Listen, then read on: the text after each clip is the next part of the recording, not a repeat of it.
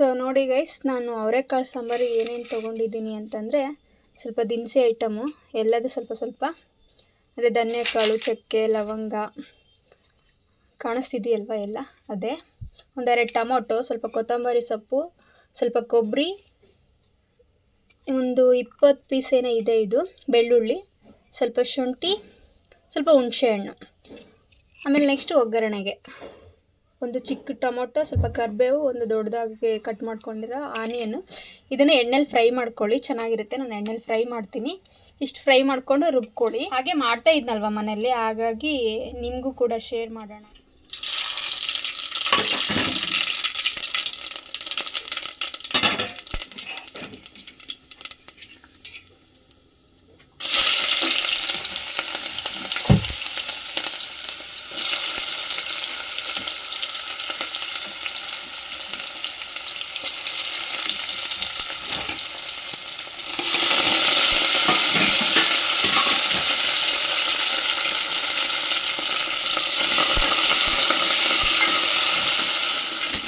ಒಗ್ಗರಣೆ ಹಾಕಿರೋದು ಚೆನ್ನಾಗಿ ಫ್ರೈ ಆದಮೇಲೆ ರುಬ್ಬಿರೋ ಮಸಾಲೆ ಆ್ಯಡ್ ಮಾಡ್ಕೊಳ್ಳಿ.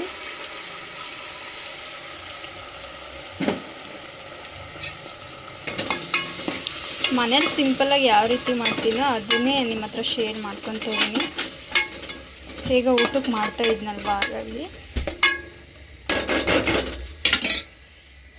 ನೆಕ್ಸ್ಟ್ ಚಿಲ್ಲಿ ಪೌಡರ್, ಸ್ವಲ್ಪ ಅರಿಶಿಣ,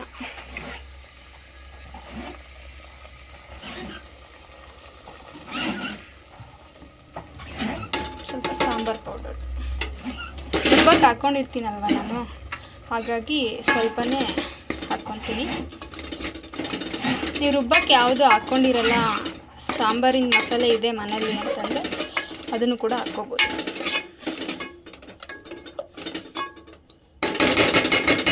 ನೀಟಾಗಿ ಫ್ರೈ ಆಗಬೇಕು ನೋಡಿ, ಹಸಿ ಸ್ಮೆಲ್ ಹೋಗೋವರೆಗೂ ಫ್ರೈ ಆದರೆ ಚೆನ್ನಾಗುತ್ತೆ. ಅದು ಫ್ರೈ ಆಗೋದ್ರ ಒಳಗಡೆ ಅವರೆಕಾಳು ತೊಗೊಂಡಿರ್ತೀನಿ. ಹಸಿ ಸ್ಮೆಲ್ ಹೋಗೋವರೆಗೂ ಫುಲ್ ನೀಟಾಗಿ ಫ್ರೈ ಆಗಿದೆ.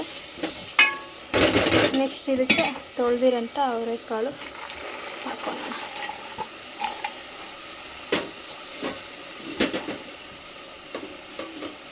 ಚೆನ್ನಾಗಿದೆ ಅದು.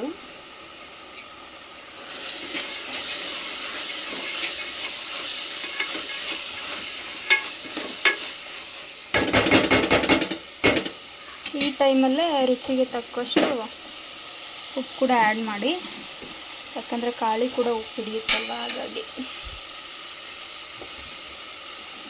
ಆಮೇಲೆ ಬೇಕಾದ್ರೆ ನೋಡ್ಕೊಂಡು ಬೇಕಾದ್ರೆ ಹಾಕ್ಕೊಳ್ಳಿ. ಈಗ ಸ್ವಲ್ಪ ಹಾಕ್ಕೊಂಡಿರಿ.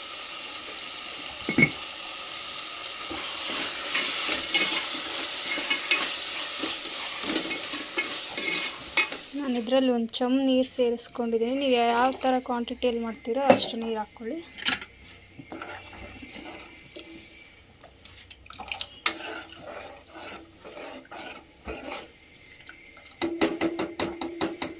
ಕ್ಯಾಪ್ ಹಾಕ್ಬಿಟ್ಟು ವಿಸಿಲ್ ಹಾಕ್ಸಲ್ಲ, ಲೈಟ್ ಮುಚ್ಚಿಬಿಟ್ಟೆ ಸಾಂಬಾರು ಮಾಡ್ಕೊತೀನಿ. ಕ್ವಿಕ್ಕಾಗಿ, ಸಿಂಪಲ್ಲಾಗಿ, ಟೇಸ್ಟಿಯಾಗಿ ಅವರೆಕಾಳು ಸಾಂಬಾರು ರೆಡಿ.